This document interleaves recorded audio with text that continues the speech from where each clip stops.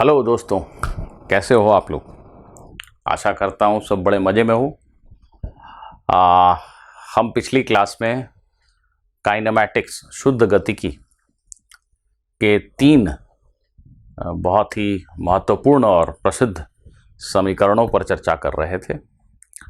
जब एक कण नियत त्वरण से सरल रेखीय गति कर रहा हो तो एक समय t के पश्चात उसका वेग ज्ञात करने के लिए v = u + at सूत्र हमने सीखा।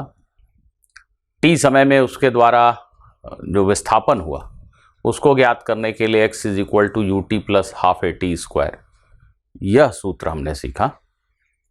और विस्थापन जब x हो चुका तो चाल कितनी है ज्ञात करने के लिए v² = u² + 2ax, इस सूत्र को हमने समझा था।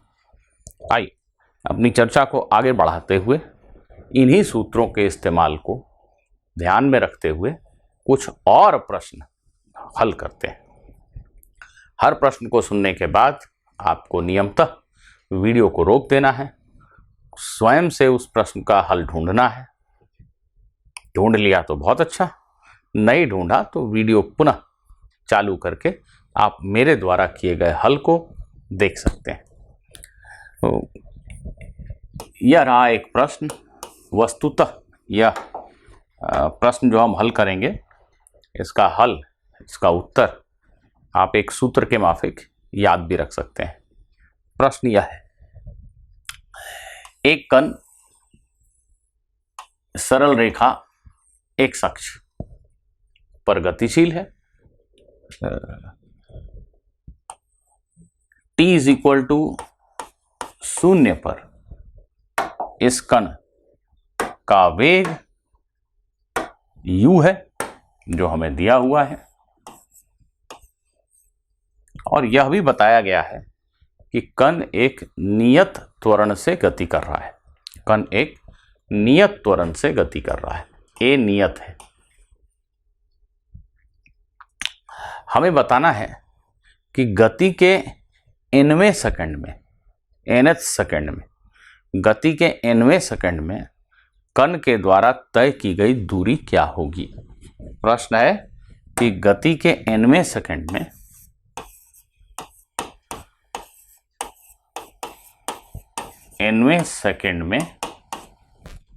तय दूरी ज्ञात करें।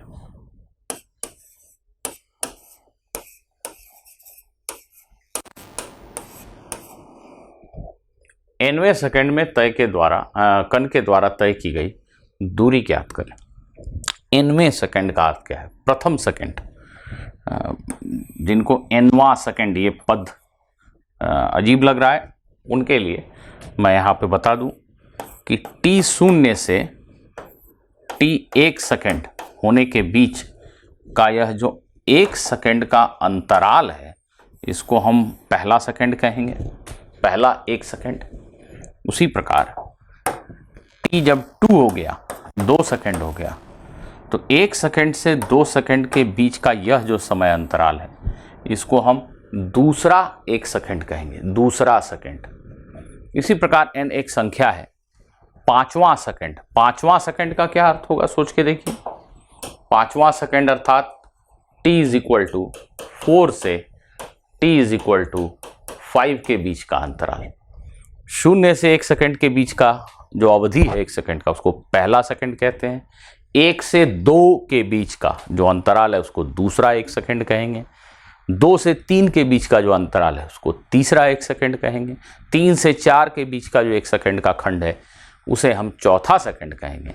और 4 से 5 सेकंड के बीच का यह जो कालखंड है, इसे हम पांचवां सेकंड कहेंगे। तो nवें सेकंड का अर्थ आप खुद समझें और इस प्रश्न का हल ढूंढें। वीडियो को रोक दें।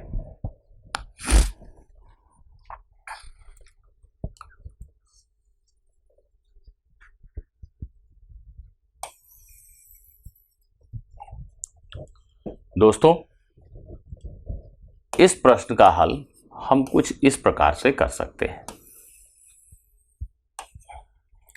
t इज इक्वल टू 0 पर कण का विस्थापन 0 है, ये मूल बिंदु पे ऐसा मान लो।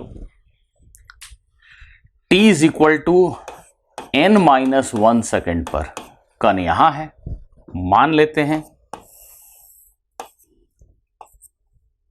कि n-1 सेकेंड में कण के द्वारा तय की गई दूरी xn-1 है। ठीक इसी प्रकार n सेकेंड समाप्त होने पर कण यहां है, तो प्रारंभ से n सेकेंड के दौरान, प्रारंभ से n सेकेंड समाप्त होने तक कण ने जो विस्थापन किया उसका मान xn है, ऐसा मान लेते हैं। हम यहां मानेंगे कि कण के गति की दिशा परिवर्तित नहीं हुई है, कण का आरंभिक वेग जिस दिशा में है उसी दिशा में त्वरण है, तो कण जो है वो सीधी रेखा में एक ही दिशा में गति कर रहा है, उसने कहीं भी यू टर्न नहीं लिया है। तो n-1 सेकेंड में कण यहां कहीं है और n सेकेंड में कण यहां कहीं है। हमसे जो पूछा गया है वो है nवें सेकेंड में कण के द्वारा तय की गई दूरी, तो इसे हम nवें समय में, nवें सेकेंड में कण के द्वारा तय की गई दूरी कह सकते हैं। इसको संकेत दे देते हैं डेल्टा xn।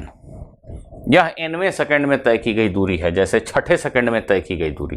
तो 5 सेकेंड में कण यहां था, 6 सेकेंड में कण यहां था, 6 सेकेंड में दूरी माइनस 5 सेकेंड की दूरी, यही हुआ आखिरी के इस 1 सेकेंड में, nवें सेकेंड में कण के द्वारा किया गया विस्थापन। तो इसकी गणना मुझे लगता है कि अब सरल है और आप में से कई लोग इसे फटाफट कर देंगे। चलिए बताइए xn का मान क्या होगा, अर्थात प्रारंभ से n सेकेंड में कण का विस्थापन क्या हुआ। उत्तर है ut, t की जगह लिखेंगे n क्योंकि t का मान है n, ut plus half at square, t की जगह लिखेंगे n। यह प्रारंभ से n सेकेंड के अंत तक कण के द्वारा किया गया विस्थापन है। इसी प्रकार x n-1 अर्थात n-1 सेकेंड में कण कितनी दूर गया, तो इसी सूत्र का उपयोग करेंगे, बस n की जगह n-1 लिखेंगे। अगर 6 सेकेंड में हमें विस्थापन निकालना है तो n 6 है, 5 सेकेंड में निकालना है तो n का मान 5 है, अर्थात 6 घटाओ 1। तो n-1 सेकेंड का समय व्यतीत हो चुका है और कण के द्वारा तय की गई दूरी ut, t की जगह n-1 plus half a t square, t की जगह n-1। हमें ज्ञात क्या करना है, यह डेल्टा xn, यह कितना है xn माइनस xn-1, इसमें से इसको सब्ट्रैक्ट करना है, घटाना है, अंतर लेना है। तो हम बड़ी आसानी से बता सकते हैं कि जो डेल्टा xn है वह xn-1 के इक्वल है। अब इसमें से इसको सब्ट्रैक्ट करो, घटाओ, खुद से घटाओ, un माइनस un ये कैंसिल हो गया, 0 हो गया, और घटाएंगे तो यहां पर एक u बच जाएगा। देखिए आप, इसमें से इसको जब घटाएंगे तो un माइनस un-1 ऐसा लिखेंगे आप, तो un कैंसिल हो जाएगा और ये माइनस और minus plus, plus u into 1 बच जाएगा, u गुना 1 यह बच जाएगा। देखिए, ठीक है। अब दूसरे पद को देखते हैं, इसमें से इसको अगर हम सब्ट्रैक्ट करेंगे, ठीक इसी प्रकार इसमें से इसको सब्ट्रैक्ट अगर करें तो कैसे कर सकते हैं आप, हाफ a को कॉमन ले लीजिए, a बटा 2 को कॉमन ले लीजिए, n स्क्वायर माइनस n-1 का whole square, n square minus n-1 का होल स्क्वायर, ये कितना होगा। आप a square minus b square सूत्र का इस्तेमाल कर सकते हैं, जो कहता है a plus b n plus n-1 गुना a minus b n minus 1। आशा करता हूं ये सूत्र सभी को आता है। a square minus b square अर्थात a plus b a minus b. ये कितना बन गया देखिए, ये बन गया 2n माइनस 1 और ये बन गया n और n कैंसिल हो गया, minus 1 minus 1 minus minus 1 plus 1 अर्थात ये जो दूसरा ब्रैकेट है ये है 1। ठीक है, तो ये बन गया हमारा एक फेमस सूत्र, डेल्टा एक्सएन बराबर u plus half a 2n minus 1। एक कण जब नियत त्वरण से गति कर रहा है एक ही दिशा में, तो nवें सेकंड में जो उसका विस्थापन है उसके द्वारा तय की गई दूरी है। एक ही दिशा में जा रहे हैं तो दूरी और विस्थापन में कोई फर्क है नहीं, तो मैं दूरी बोलूं या विस्थापन एक ही बात है। तो nवें सेकंड में कण के द्वारा तय की गई दूरी इतनी है या उसका विस्थापन इतना है। ऐसे कई प्रश्न कई बार अलग अलग प्रतियोगी परीक्षाओं में पूछे गए हैं। जैसे मैं उदाहरण के लिए आपको बता रहा हूं कि AIPMT 2008 में यह प्रश्न पूछा गया कि एक कण विराम से प्रारंभ करता है और उसका त्वरण 4/3 मीटर प्रति सेकंड स्क्वायर है, तो तीसरे सेकंड में उसके द्वारा तय की गई दूरी ज्ञात करो। अब आप इस प्रश्न का हल मुझे निश्चित रूप से बता देंगे। बताइए, यह प्रश्न है, प्रश्न में लिखा है कि एक कण विराम से प्रारंभ करता है, t शून्य पर उसका वेग 0 है। एक कण विराम की दशा से गति प्रारंभ करता है और उसका जो त्वरण दिया हुआ है वो नियत है 4/3। प्रश्न में पूछा गया है गति के तीसरे सेकंड में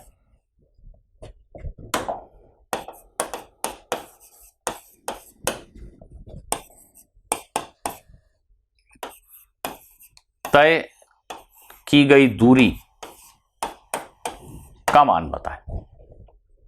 वीडियो पॉज करके उत्तर दें।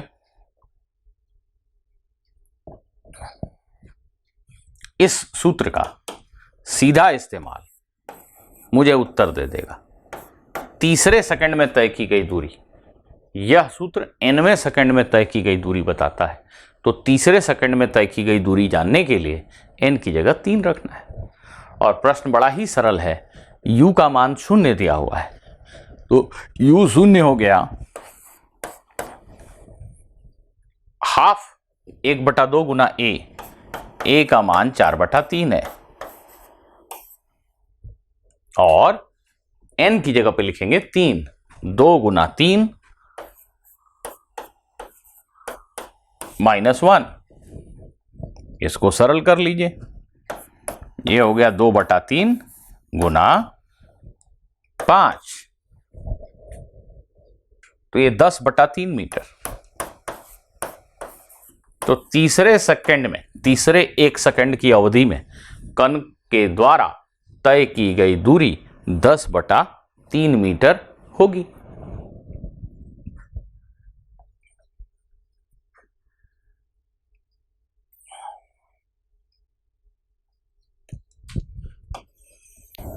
आइए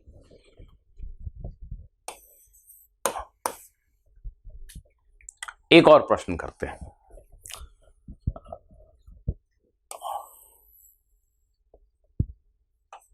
कल्पना करो कि ये एक सीधी सड़क है। इस सीधी सड़क पर एक चोर एक मोटरसाइकिल लेकर भाग रहा है। एक चोर मोटरसाइकिल लेकर भाग रहा है और यह नियत गति से बेफिक्र चला जा रहा है। सीधी सड़क पर 10 मीटर प्रति सेकंड के नियत वेग से यह चोर भागता चला जा रहा है। इससे, इस चोर से 40 मीटर पीछे एक पुलिस की कार है जिसमें बैठे पुलिस ऑफिसर को संदेह हुआ और ठीक इस क्षण पर उन्होंने अपनी कार चालू कर दी। ठीक है, चोर 10 मीटर प्रति सेकंड के नियत वेग से जा रहा, वो बेफिक्र है। उससे 40 मीटर पीछे एक पुलिस की कार थी। जब पुलिस ऑफिसर ने उसे कुछ संदेह हुआ कि यह भाग क्यों रहा है, तो उन्होंने अपनी कार चालू की चोर को पकड़ने के लिए।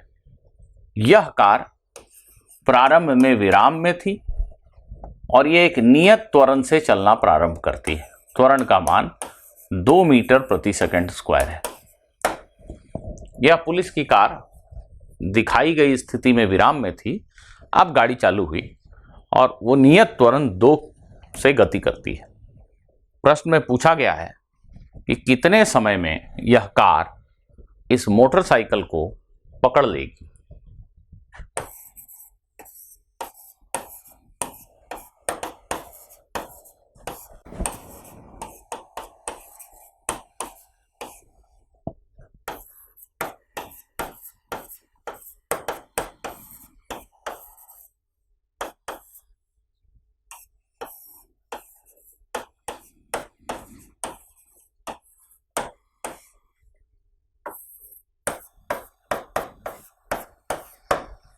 कितने समय में यह कार इस मोटरसाइकिल को पकड़ लेगी।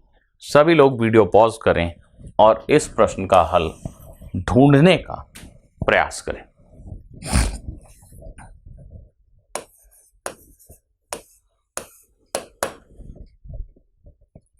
सभी से मेरा विनम्र आग्रह है कि सभी लोग इस प्रश्न का हल अवश्य ढूंढने का प्रयास करें।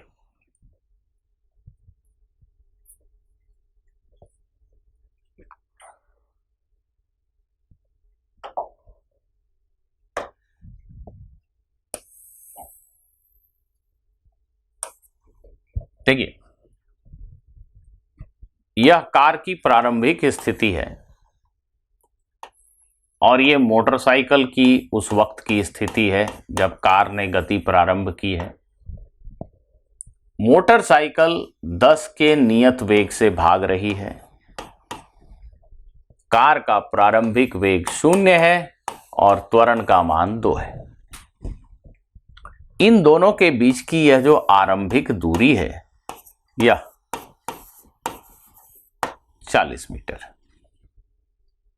मान लेते हैं कि टी समय के पश्चात, टी समय बीतने के बाद पुलिस की कार ने मोटरसाइकिल को पकड़ लिया। पकड़ लिया का मतलब है, यहां पे जो प्रश्न को पढ़ने से बोध होता है वो ये है कि कितने समय के बाद पुलिस की कार वहीं होगी जहां मोटरसाइकिल है। कुछ ऐसी स्थिति बन रही है। अगर गहराई से प्रश्न को देखें तो सबसे पहले शुरुआत में दोनों चीजों के बीच, मोटरसाइकिल और कार के बीच की दूरी बढ़नी शुरू हो जाएगी। क्यों?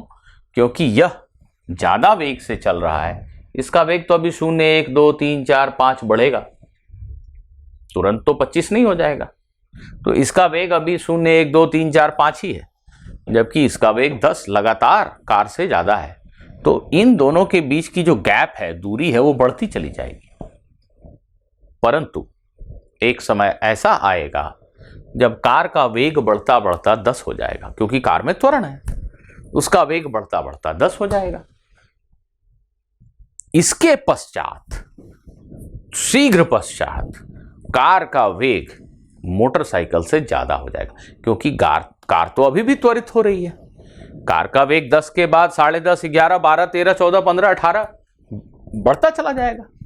तो निश्चित रूप से पहले जब मोटरसाइकिल का वेग ज्यादा है तो इनके बीच की दूरी बढ़ेगी ऐसे, और तत्पश्चात जब कार का वेग 10 से ऊपर निकल गया, मोटरसाइकिल 10 से ही जा रही है जबकि कार 11, 12, 13, 14, 18 से जा रही है, तो कार धीरे धीरे मोटरसाइकिल के करीब आने लगेगी और एक समय आ जाएगा जब कार मोटरसाइकिल को पकड़ लेगी। तो हम ऐसा मान लेते हैं कि टी समय के पश्चात कार ने मोटरसाइकिल को पकड़ा। मान लेते हैं इस स्थल पर कार और मोटरसाइकिल दोनों एक साथ पहुंचे समय t पर। माना t सेकंड पर,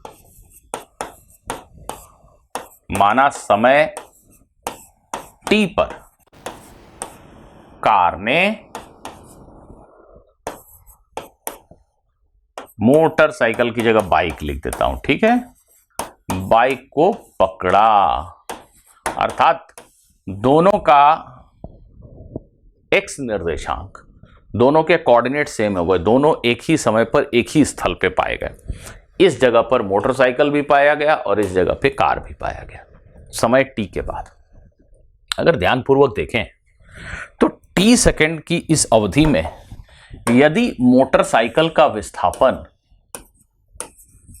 x1 है तो उसी t सेकंड की अवधि में हमारे कार का जो विस्थापन है वो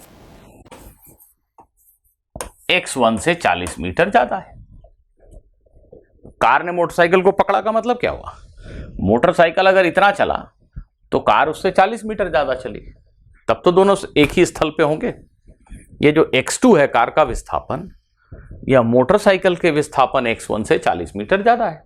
x1 + 40 = x2 है कि नहीं?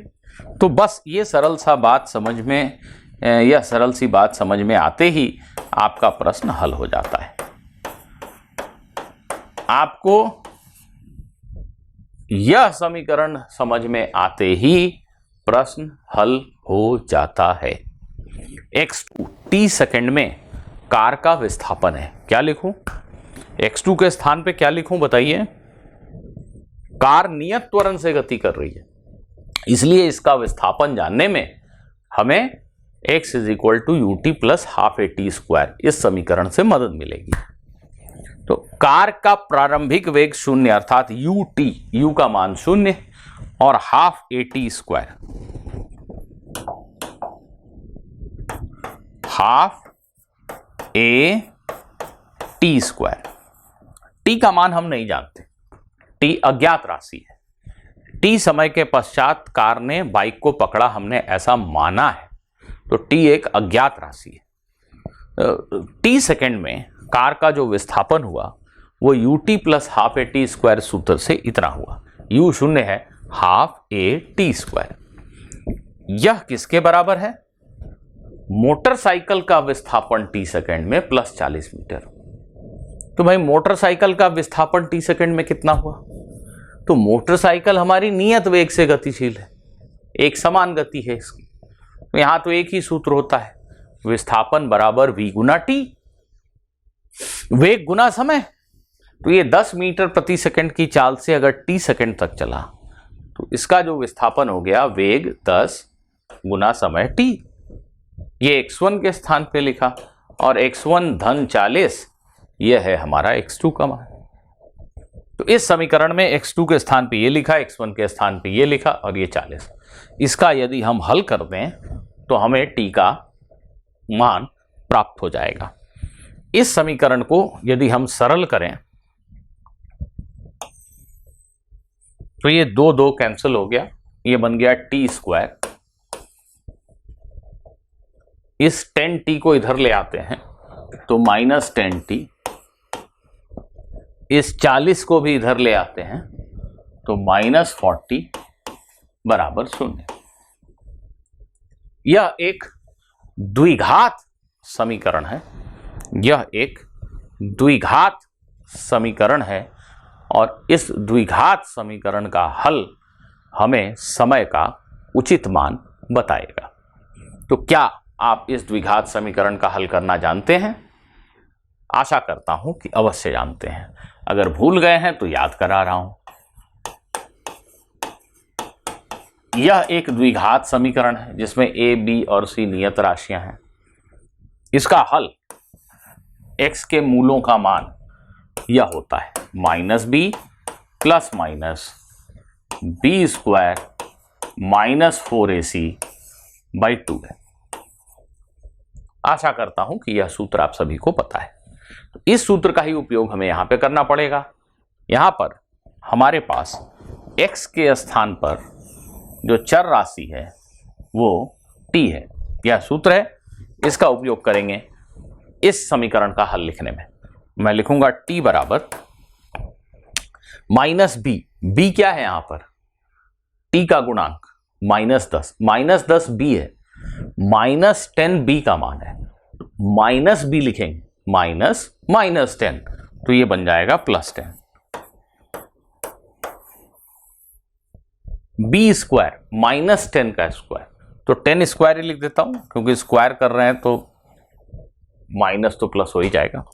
-4ac, ध्यान दीजिए 4, a क्या है? टी स्क्वायर का गुणांक वो 1 है, 4 गुना 1 गुना c क्या है? -40, तो यहां लिखेंगे -40। 4 गुना 1 गुना -40 डिवाइडेड बाई 2a। 2 एक संख्या है और a का मान 1 है, तो 2 गुना 1।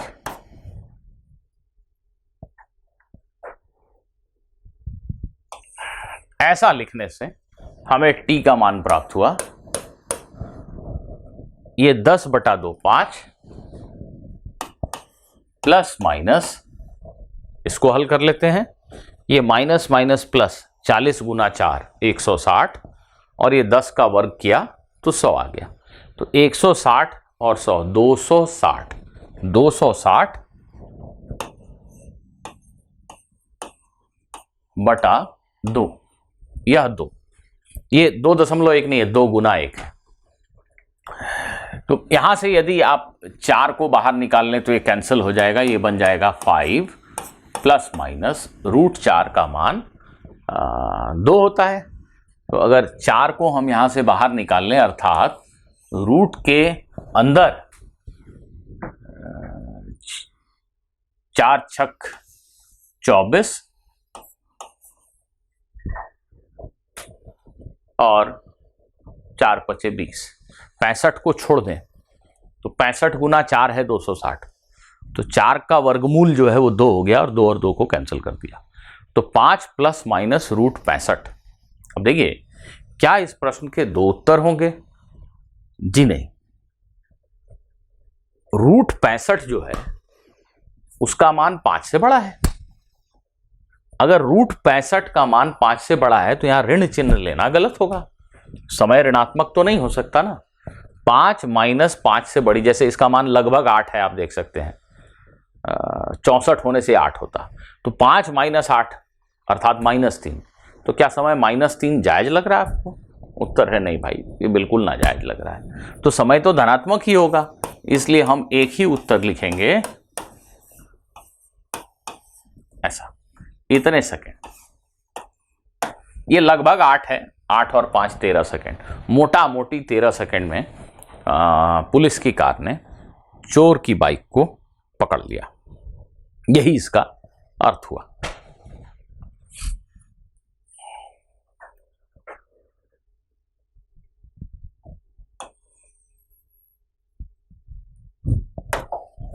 चलिए देखिए, ऐसे प्रश्न कई बार आपकी परीक्षाओं में पूछे गए हैं, ध्यान दीजिएगा। मान लो कि एक लकड़ी का बना हुआ मोटा सा ब्लॉक है, बहुत थिक लकड़ी की दीवार है, ऐसा मान लो। एक गोली, बंदूक से निकली हुई एक गोली, बंदूक से निकली हुई एक गोली 200 मीटर प्रति सेकंड की चाल से चलती हुई इस लकड़ी की दीवार में धंस गई, समा गई। एक बंदूक से निकली हुई गोली आई और वो दीवार से टकराती है, वो दीवार को भेदती हुई अंदर जाती है। प्रश्न में लिखा है कि दीवार के अंदर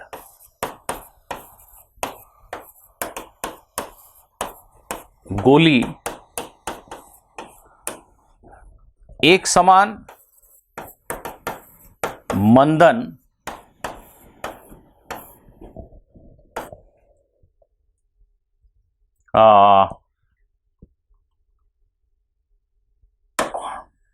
40 मीटर प्रति सेकंड स्क्वायर अनुभव करती है।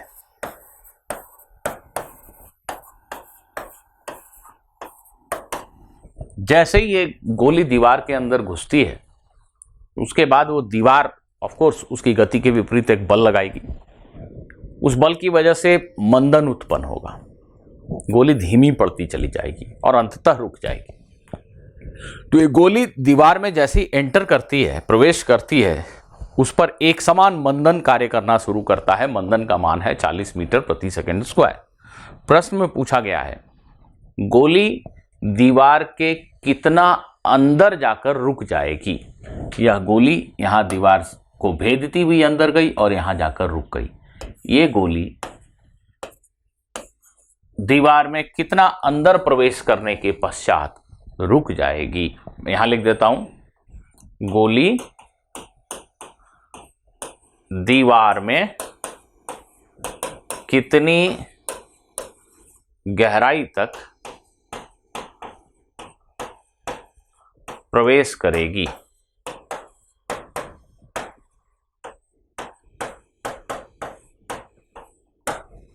गोली इस दीवार में कितनी गहराई तक प्रवेश करेगी, अर्थात कितनी गहराई x तक जाने के पश्चात रुक जाएगी। विद्यार्थियों, सभी लोगों से आग्रह है, वीडियो को रोक दें और इस प्रश्न का हल जरूर ढूंढें। आप अवश्य कर पाएंगे।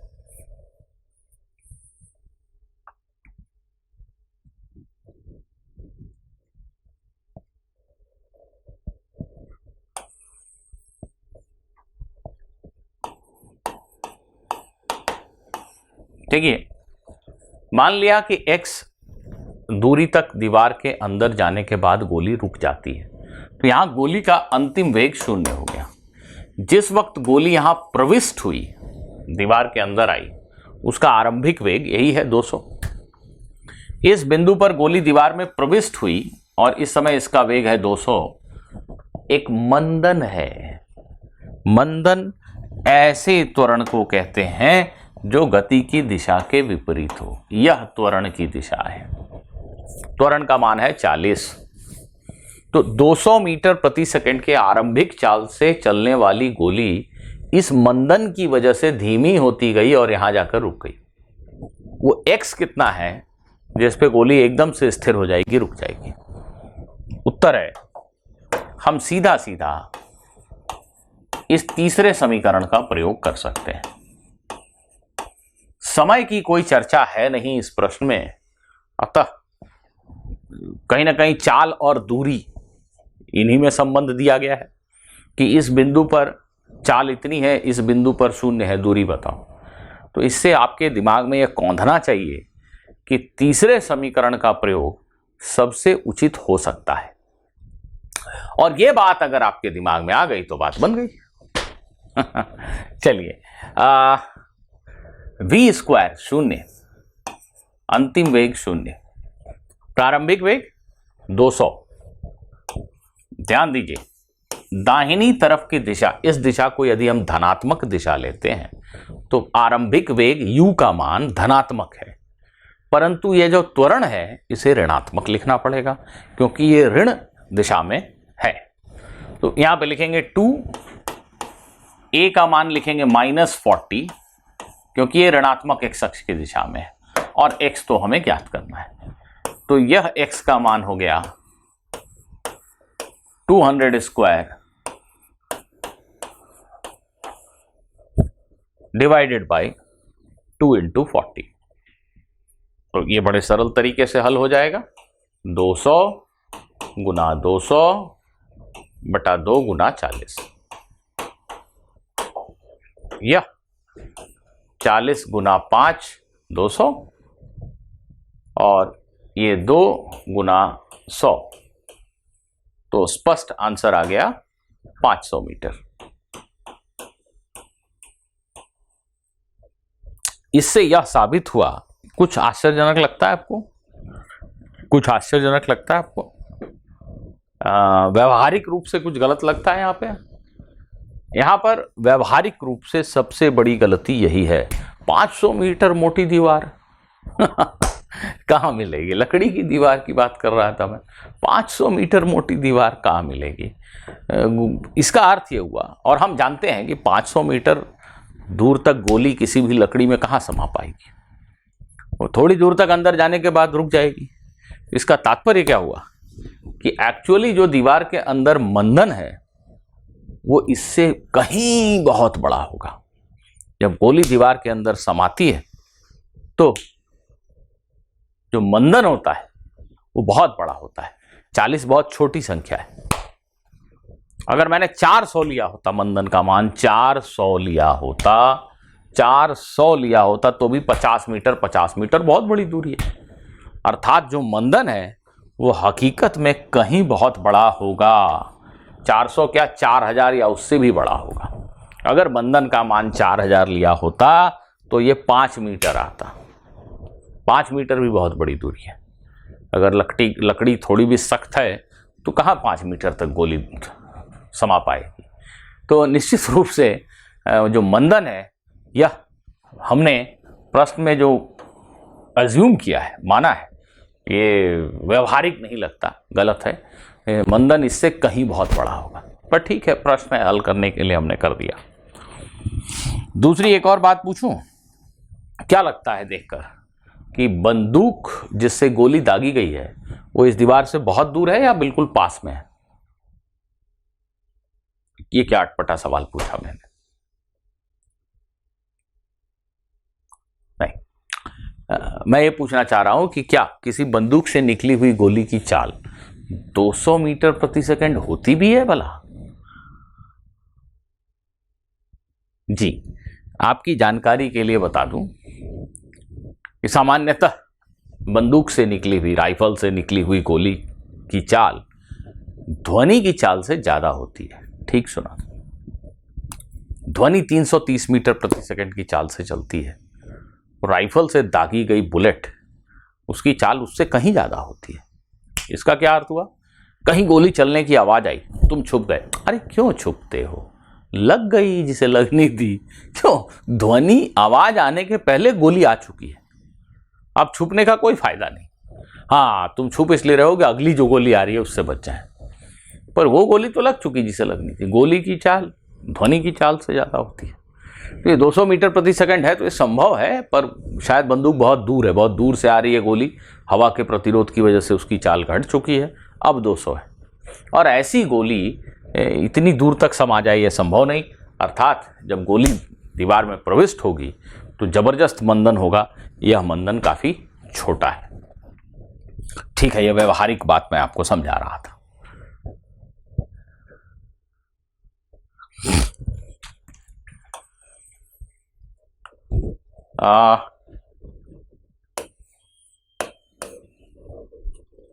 इसी पर आधारित एक प्रश्न आपसे ऐसा पूछ लेता हूं। मान लो यह लकड़ी की दीवार, इसकी मोटाई d है और एक गोली u वेग से इसमें प्रविष्ट होती है और दीवार को भेदती हुई, यह गोली दीवार को भेदती हुई u/2 वेग से बाहर निकल आती है, मान लो। और पुनः उसी के जैसी दूसरी दीवार है, पर इसकी जो मोटाई है वो थोड़ी कम है।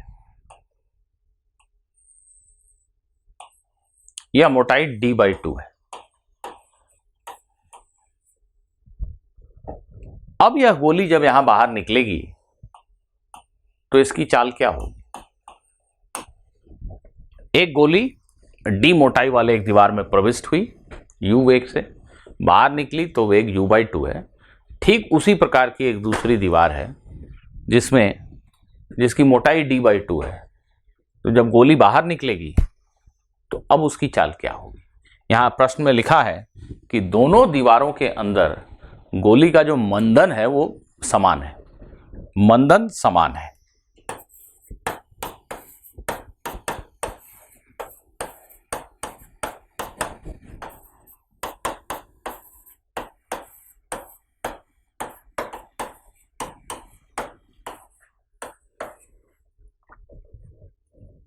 प्रश्न को हल करें, वीडियो पॉज करें।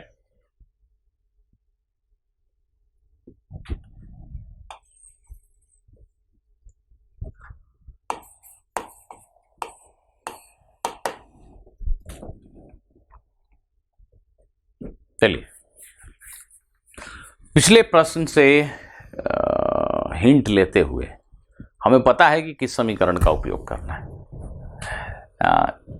इस बिंदु A से इस बिंदु B तक ये जो गोली की गति है, A से B तक गोली की जो गति है, इसके लिए मैं इस समीकरण का प्रयोग करता हूं। अंतिम वेग u/2, प्रारंभिक u, मंदन है इसलिए a, x का मान d, मंदन है इसलिए -a। अगर मंदन को हम a मान लें तो उसे -a लिखना पड़ेगा, क्योंकि दिशा जो है वो विपरीत है, ऋणात्मक दिशा में है। तो यहां प्रारंभिक वेग u, यहां अंतिम वेग u/2, विस्थापन d, यह समीकरण प्राप्त हुआ हमें। इस समीकरण से हम a का मान या a गुना d का मान जान सकते हैं। इस समीकरण को ऐसे लिखा जा सकता है 2ad, इसको इधर कर देता हूं और इसको इधर कर देता हूं, u² - u²/4, अर्थात ad का मान 3u²/8 होगा। देखिए,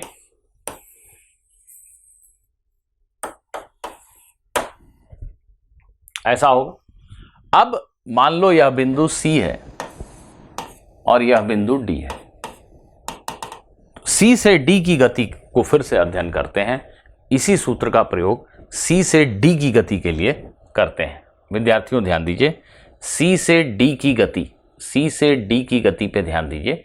बिंदु C से बिंदु D तक गोली की गति पर ध्यान दीजिए।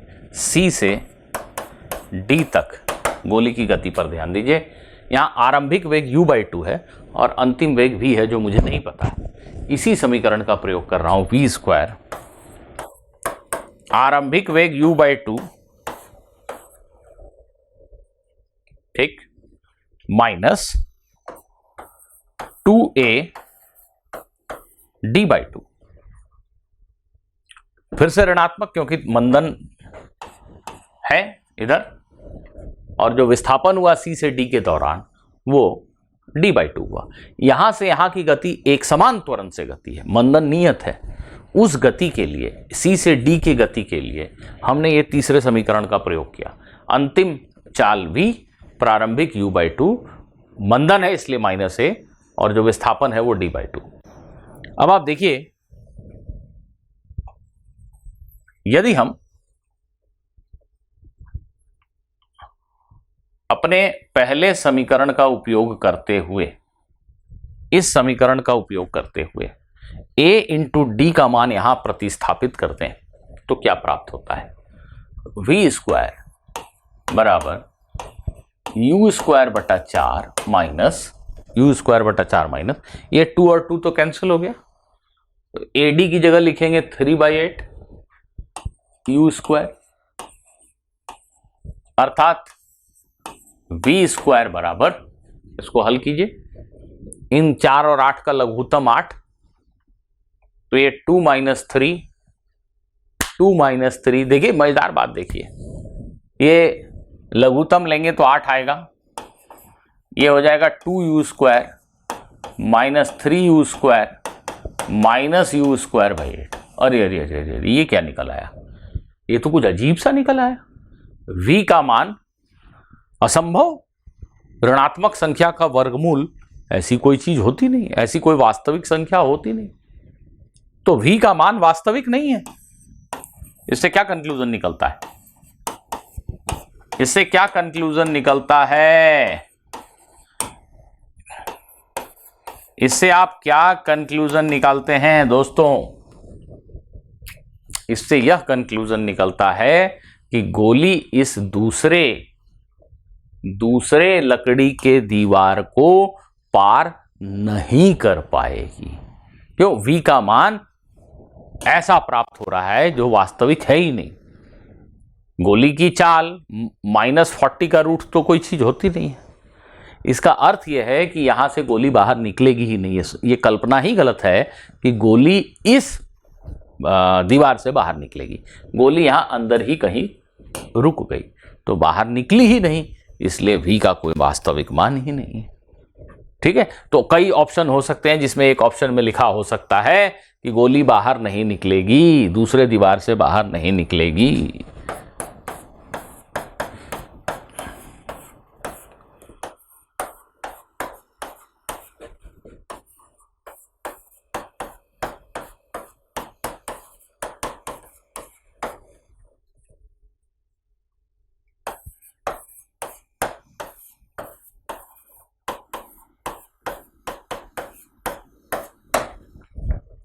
कुछ समझ में आया आपको? आशा करता हूं बिल्कुल समझ में आया। चलिए आइए, इन्हीं समीकरणों का उपयोग हम आगे भी करते रहेंगे, पर अब एक विशेष गति के बारे में पढ़ते हैं। नियत त्वरण से गति। नियत त्वरण से गति का सबसे विशिष्ट और दैनिक जीवन में सबसे व्यवहारिक उदाहरण है या किसी भी पिंड का गुरुत्व के अधीन गिरना, किसी भी पिंड का गुरुत्व के अधीन गति। पृथ्वी के गुरुत्वाकर्षण की वजह से, पृथ्वी के गुरुत्वाकर्षण की वजह से सभी पिंड, छोटे बड़े हल्के भारी कैसे भी पिंड हो, सभी पिंड पृथ्वी के सतह के समीप यदि छोड़े जाएं तो 9.8 मीटर प्रति सेकंड स्क्वायर का एक नियत त्वरण अनुभव करते हैं। इसे हम गुरुत्वीय त्वरण कहते हैं। तो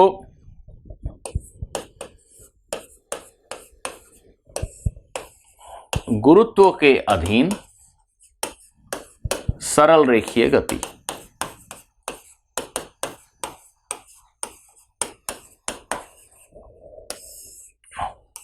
कुछ नया पढ़ने जा रहे हैं हम? नहीं, वही 3 समीकरणों का उपयोग अभी भी करते रहेंगे, क्योंकि अभी भी हम नियत त्वरण से गति की बात कर रहे हैं। पृथ्वी की सतह, इस सतह के करीब, करीब से मेरा मतलब है अगर हम पृथ्वी की सतह से 1000 किलोमीटर ऊपर जाकर इस पिंड को छोड़ दें तो वहां पर उसका त्वरण 9.8 नहीं होगा, काफी कम हो जाएगा।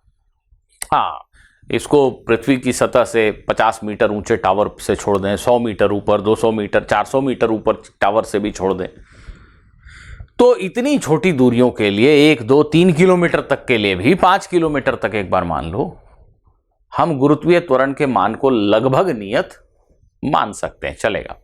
पर ऊंचाई बहुत ज्यादा हो गई तो फिर गुरुत्वीय त्वरण का मान काफी अलग हो सकता है। तो अभी हम जो प्रश्न पढ़ेंगे उन सभी प्रश्नों में पिंड को पृथ्वी की सतह के समीप ही कहीं ना कहीं छोड़ा गया है, या उनको ऐसे चाल से फेंका गया है जिसमें वो बहुत ऊंचाई तक नहीं जाएंगे, 2, 4, 10, 20, 50, 100, 200, 400 मीटर की ऊंचाई तक जाएंगे बस। तो हम गुरुत्वीय त्वरण के मान को नियत मान सकते हैं। तो एक पिंड पृथ्वी के गुरुत्व के अधीन गति कर रहा है, उस पर गुरुत्व के अलावा, पृथ्वी के गुरुत्व के अलावा कोई अन्य बल कार्य नहीं कर रहा है। ऐसी दशा में हर पिंड का त्वरण नीचे की तरफ, ऊर्ध्व नीचे की तरफ 9.8 मीटर प्रति सेकंड स्क्वायर होता है। अपने प्रश्नों में कैलकुलेशन आसान रखने के लिए हम अधिकांश बार इसको 10 मान लिया करेंगे। ठीक है, इसका उचित मान 9.81 है, परंतु गणना को आसान रखने के लिए, कैलकुलेशन आसान रखने के लिए हम अधिकांश प्रश्नों में इसका मान 10 ले लिया करेंगे। तो गुरुत्व के अधीन गति का अर्थ है एक पिंड सिर्फ पृथ्वी के गुरुत्वाकर्षण बल के कार्य करते हुए गति कर रहा है, गुरुत्व के अलावा उस पर और कोई बल नहीं है। ऐसी दशा में पिंड के त्वरण का मान 9.8 लगभग 10 नीचे की दिशा में होता है। आइए पहला प्रश्न लेते हैं। एक ऊंचाई से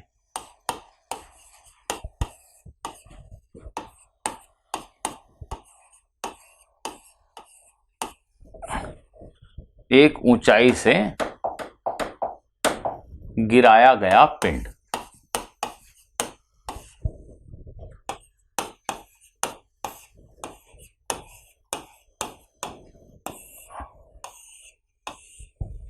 ध्यान दीजिए, पृथ्वी की सतह से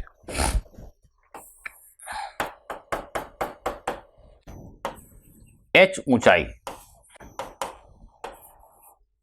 से एक गेंद को आपने छोड़ दिया। पृथ्वी की सतह से h ऊंचाई से एक गेंद को छोड़ दिया। प्रश्न में लिखा है कि पृथ्वी की सतह से h ऊंचाई से एक गेंद को छोड़ा गया। गेंद को छोड़ा गया, उसको कोई आरंभिक वेग नहीं दिया गया, आपने उसको कोई वेग नहीं दिया, इसका वेग शून्य है प्रारंभ में। छोड़ दिया तो छोड़ते ही, छोड़ने के शीघ्र पश्चात उसका वेग शून्य है। तत्पश्चात त्वरण की वजह से, गुरुत्वीय त्वरण की वजह से उसका वेग बड़ी जल्दी जल्दी बढ़ता चला गया, लेकिन जैसे ही छोड़ा उस वक्त उसका वेग शून्य है। तो एक पिंड को छोड़ा मतलब उसका प्रारंभिक वेग शून्य है। और त्वरण तो बताया नहीं जाएगा, ये सबको पता है कि त्वरण का मान g है, मतलब उतना है, ये नियत है, ये बताया नहीं जाएगा। अब जो सबसे पहला प्रश्न हमारे दिमाग में उपज सकता है वो ये है कि कितने समय के पश्चात यह गेंद पृथ्वी की सतह से टकरा जाएगी। कितने समय के पश्चात यह गेंद पृथ्वी की सतह से टकरा जाएगी, यह पहला प्रश्न है जो हमारे दिमाग में आ सकता है। तो यही प्रश्न मैं आपसे पहला पूछ रहा हूं। पहला प्रश्न, कितने समय में गेंद या पिंड जो भी चीज है पृथ्वी की सतह से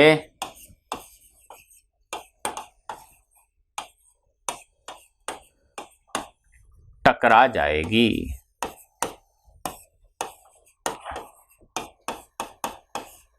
या ज्यादा सरल भाषा में पूछा जा सकता है कि गेंद के उड़ान का समय क्या होगा, उड्डयन काल क्या होगा, कितने समय तक गेंद हवा में रही, कितने समय में यह धरती से टकरा जाएगी, कितने समय तक ये गेंद हवा में उड़ती रही, तो इसका उड्डयन काल क्या होगा। इसी बात को हम दूसरी भाषा में कह सकते हैं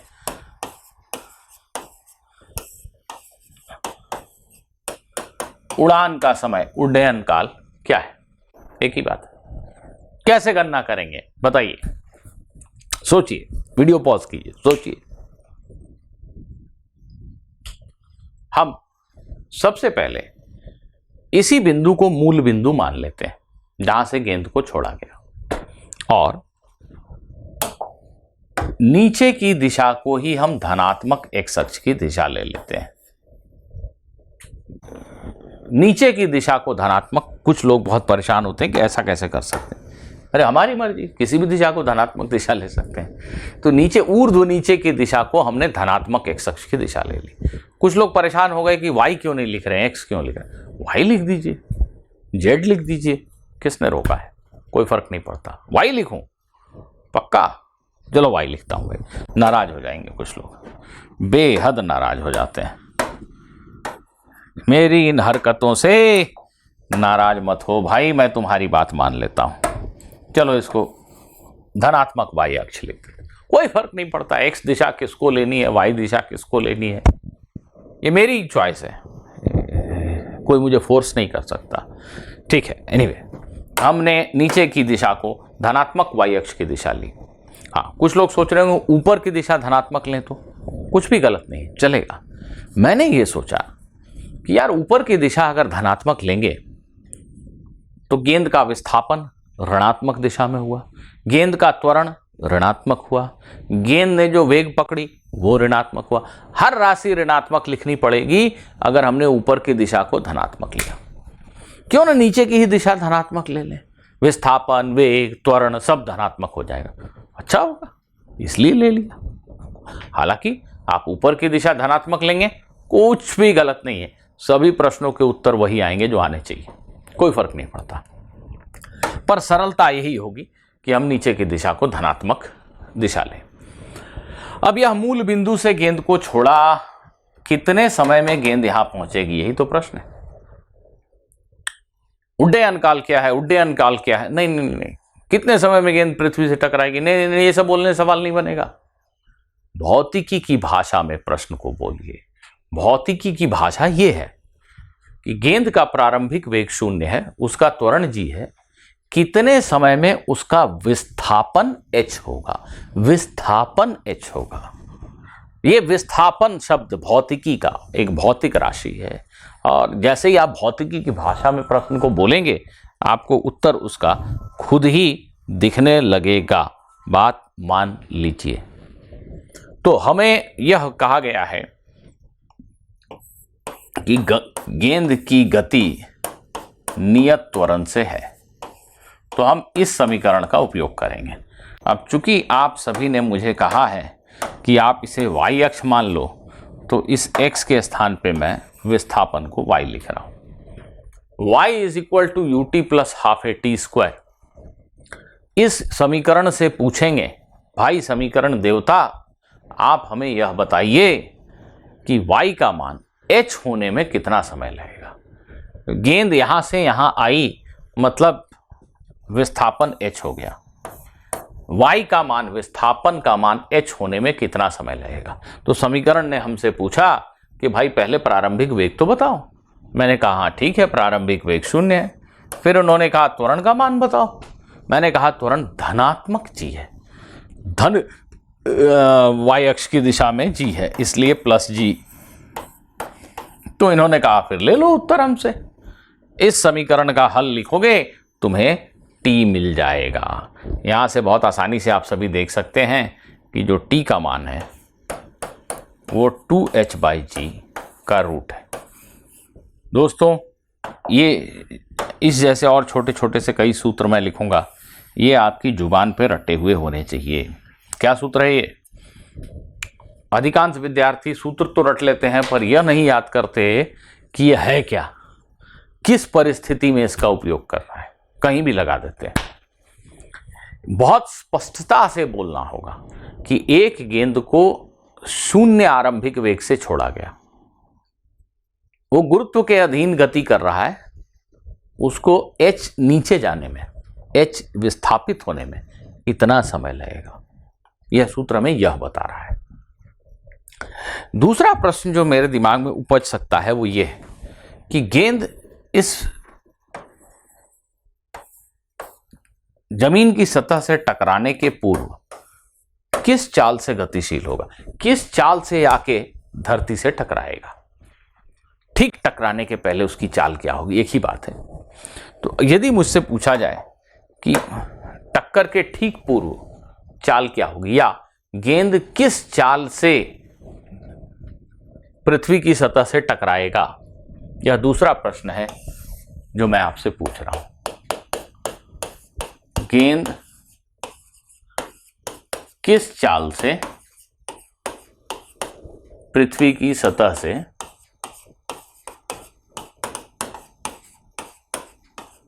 टकराएगा।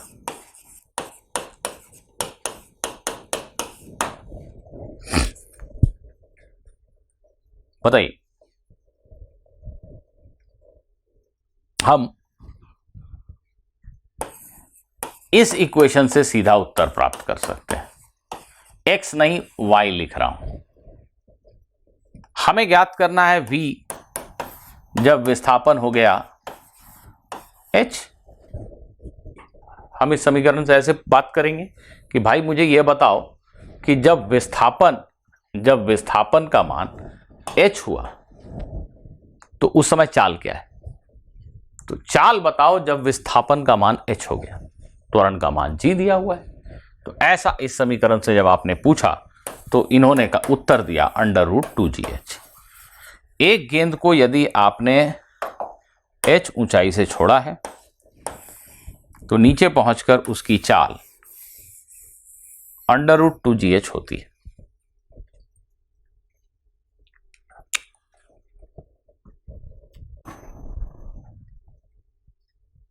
ठीक है, ये याद रहेगा। चलिए, यदि 1 घंटे के एक वीडियो को हमारी वीडियो को आप 1 घंटे में देख लेते हो तो इसका अर्थ ये हुआ कि आप पढ़ाई नहीं कर रहे हो। ठीक से समझना। जैसे आज हमने मान लो 6-8 प्रश्नों को हल किया होगा, तो जैसे ही मैंने प्रश्न कहा आपको रोककर स्वयं ट्राई करना है। तो अगर 1 घंटे का हमारा बनाया हुआ वीडियो देखने में आपको 1.5-2 घंटे लग रहे हैं तो आप निश्चित रूप से पढ़ाई कर रहे हो, आप खुद से सोच रहे हो, ट्राई कर रहे हो। और विद्यार्थियों, इसी की आवश्यकता है, इसी की आवश्यकता है। आपको खुद से ट्राई करना है, प्रश्नों के ऊपर खुद से विचार करना है, तभी आप सीखोगे। यही एकमात्र सफलता का तरीका है।